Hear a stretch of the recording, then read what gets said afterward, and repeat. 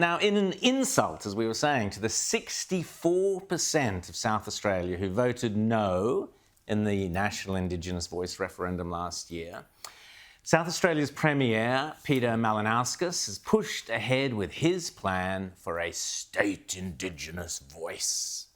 Joining us now from the forefront of this campaign is the opposition leader in South Australia's Legislative Council, Nicola Centofanti. Nicola, great to see you. Thanks for coming on Outsiders.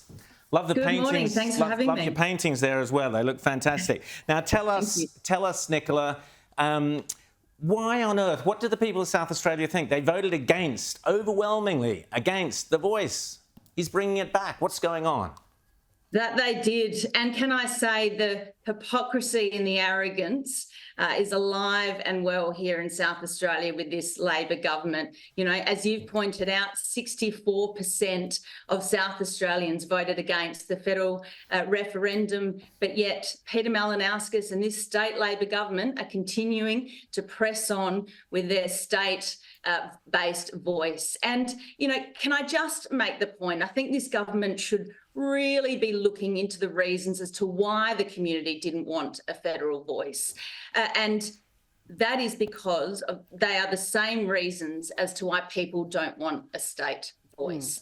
They don't want a state voice because it's another layer of bureaucracy. It's essentially a fourth chamber, which is going to be incredibly costly for our state when we are in the midst of a cost of living crisis, and they don't want further division based on race.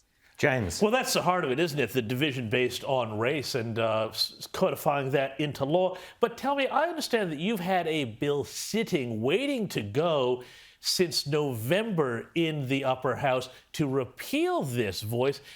Tell us about this, and why is this bill languishing? Why hasn't this been put to a vote?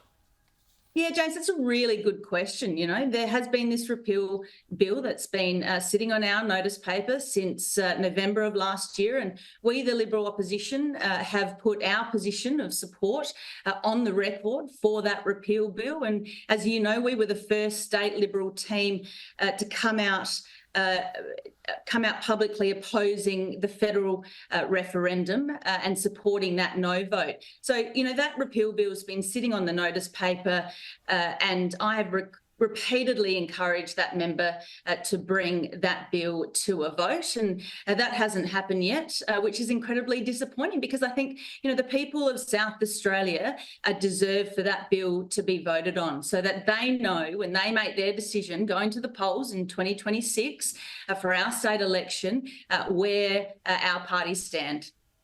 Rita.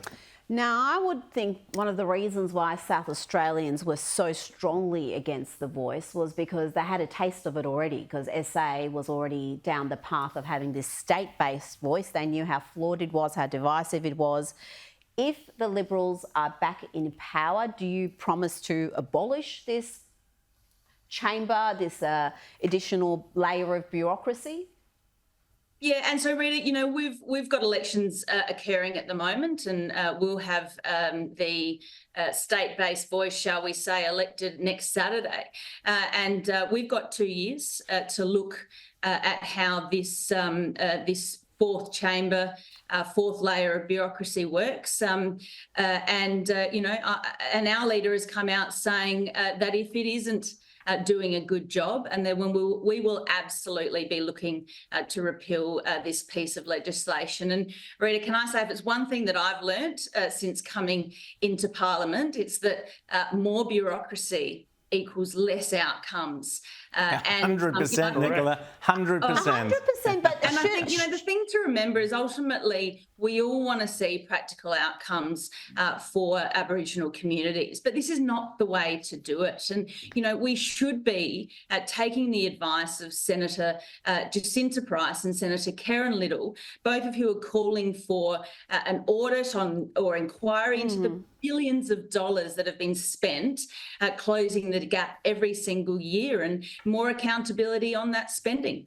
But why do you need to see 2 years of this chamber operating to have a position that you're going to abolish it? Because on principle, the fact that this is a race-based chamber, the fact that 64% of South Australians have made it clear they do not want this sort of divisive race-based politics, can't you just have a firm position rather than having a wait and see approach?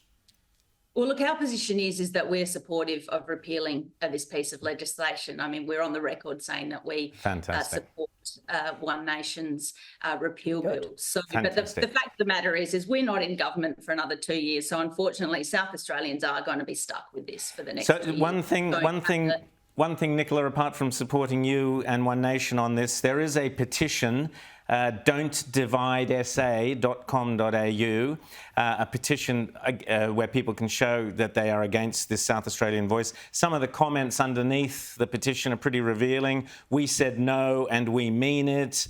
South Australia voted no to the voice. Now the Premier is turning his back on South Australians. This is unconstitutional, says this particular commentator.